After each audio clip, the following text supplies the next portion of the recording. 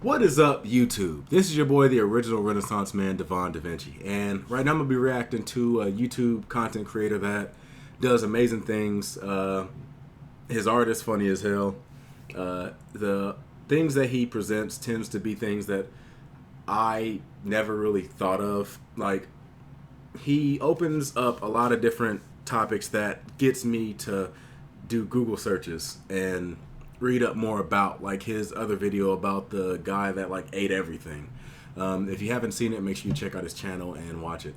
This is Salmonella Academy. Of course, he does all types of, I can't say educational, he does informative videos about topics that, you know, I guess are on top of his mind. Anyway, let's jump into this and see what it has to offer. And if you don't want to hear me talking during the video, be sure to check out the original video and the link in the description down below. Because sometimes I pause and talk. Hey kids, you've probably seen this scene in TV or movies at some point. A couple of people end up stranded on a desert island, totally isolated from all civilization. It seems like there's no hope for survival, but then one of them looks 3 feet to the left and, oh my god, it's a tree full of fully grown, plump, delicious, smiling, golden-skinned bananas. Amazing. We're saved for the time Why they being. gotta be golden skinned? Don't eat those. They're made of lies. What the fuck? See? Listen, why do fruit exist? For a That must have been a delicious, Brazilian nutritious snack wandering for spider. humans and animals alike to enjoy? Well, he saved him. You know, you didn't have to go throwing him into the sun like that. You're next, Susan! How did you know my name? I created you. Anyway, as most of you probably know, fruit are a thing because nature figured out, hey, if you put a little bit of deliciousness around your seed, it'll convince some idiot bird or something to carry your baby off to faraway lands, right? Kind But of. then humans showed up and were like, hey, that's pretty nifty. Listen, is it cool if we selectively breed you for thousands of years to give you horrific get deformities rid of the to crank up seeds. that whole deliciousness part a couple hundred notches? Alright, cool. Let's take a look at bananas, specifically the Cavendish variety that we all know and love. On the inside, we got like 2% seeds, There's gonna be a 93% small religious delectable talk banana after meat, this. and 5% that brown part at the bottom that your mom says is perfectly Just a fine heads to up. eat, but you still don't trust. Great for a snack. Terrible for reproducing efficiently. Meanwhile, check out the thing on the right here. That's Musa acuminata, one of the suspected ancestors of today's nanners. Much smaller and jam-packed with seeds, with just enough flesh in there to make it worth some smelly primate's time to crack open a yellow one with the boys. Here's another wild-type banana, Musa balbesiana. Less sweet, way starchier, harder to get into, hella seeds, same shit different day really. But hey, if you stick that boy in the ground, you've got an okay chance of making a new banana tree. You bury a modern banana, all you're gonna end up with is a dirty banana. And not that one club in Miami, I mean an actual dirty banana. That's because, like a lot of cultivated fruit, culinary bananas are so inbred and malformed that they can't produce offspring even if they wanted to. So, word of advice for you men out there, if ever a lady points out how poorly endowed you are, just show her this JPEG. She'll say, wow, I didn't realize it was so potent and fertile. You really opened my eyes, thank you. Bananas aren't Because the if there's only one piece thing of women produce to want in a follow this man, pattern, it's though, not by a long potent shot. fertility. For example, take the watermelon. According to some. Monsanto, everybody's favorite corporation, the first evidence of human cultivation of the watermelon dates back to Egypt around 5,000 years ago. Back then, they were only 2 inches in diameter, around the size of a tennis ball. The flesh was supposedly tough and bitter, much like that of a tennis ball. Of course, just as the growth of a delicious green baby takes time, so too did the evolution of the modern watermelon. In fact, even as late as the mid-1600s, watermelons looked way different from what we have today, as shown by this painting by Giovanni Stanchi. Notice the thicker rind, the larger seeds, and the weird segmentation on the inside. Definitely a cooler still life subject, but ultimately inferior as a summertime snack. How about vegetables? Looks Tell like a me, do you pomegranate. enjoy cabbage, Brussels sprouts, kale, collard greens, broccoli, or cauliflower? I mean, I guess I like broccoli and cauliflower. The rest are kind of gross though. Wrong! All 6 of these vegetables are actually the same thing. That means you like them all. That's not how that works.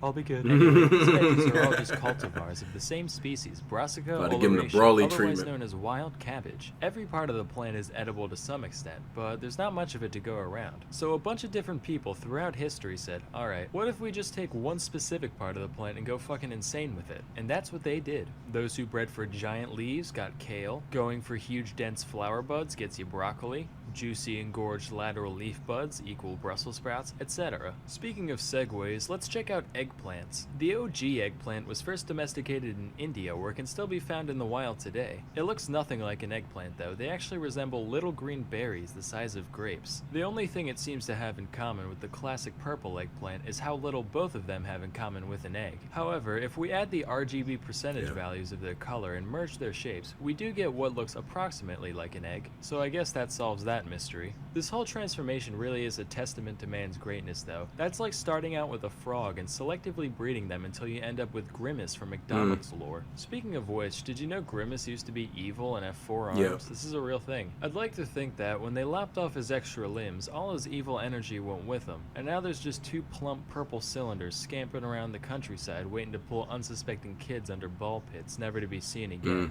That's just my McDonald's head. That's another creepypasta in the Anyway, works. back to whatever we were talking about. Next is corn, or sorry, maize. I call it corn like a normal person. If it was supposed to be called maize, these would be called mazes. Obviously, that's like the perfect opportunity, but they're not, so put an etymological sock in it.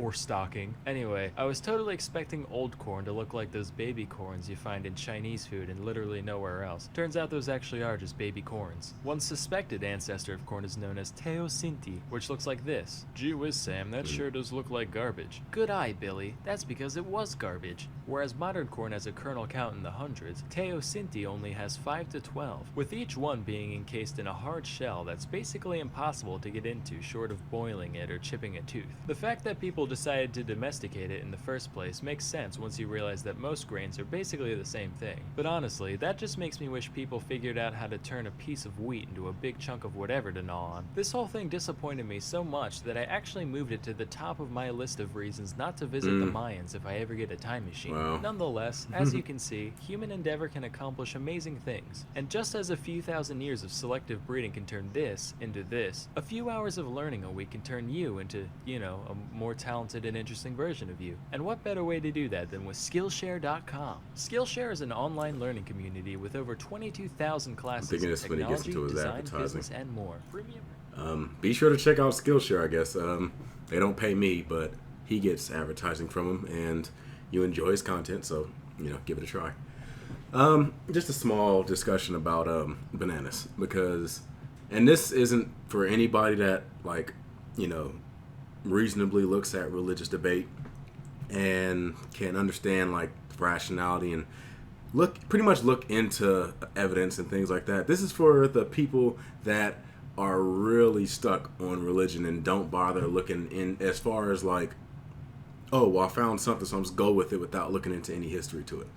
There was an argument by a lot of different religious people, or at least apologists or whatever they're called.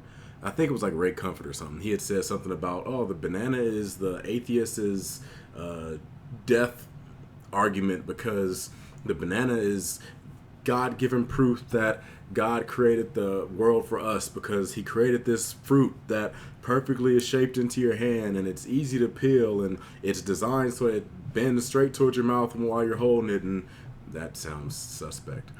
And it's delicious and this, that, and the other. And there also in another argument, very similar. I was watching a Cat Williams comedy special. He was talking about how the pig is like an example of. He didn't say it was an example of intelligent design, but you can tell that's where he was going, because he said the pig was designed to not have any type of defenses, and it tastes delicious no matter which way you eat it, and it's from the rooter to the tutor, it's just flat out good. And none of them bother to look into like the history of those things, because yeah, even though a regular pig may not have a lot of defenses, take your ass into the woods and go find a wild pig, and I dare you to try to just grab onto that motherfucker and turn them into bacon. We'll see which one of you get turned into bacon.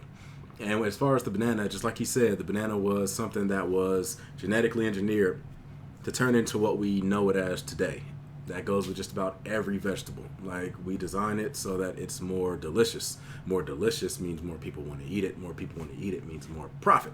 So anybody that has that argument, even though I know a lot of people in my comment section who has this discussion doesn't, most of you guys are pretty well informed, that's a bad argument to have. Anyway, I've talked enough. That's been this video by Salmonell. Like I said, make sure to check out his channel. If you like this video, make sure you hit that like button, subscribe, and share. I'm going to go ahead and move on to the next video. That's been the original Renaissance man, Devon DaVinci. I'm signing out. Deuces. Shut up.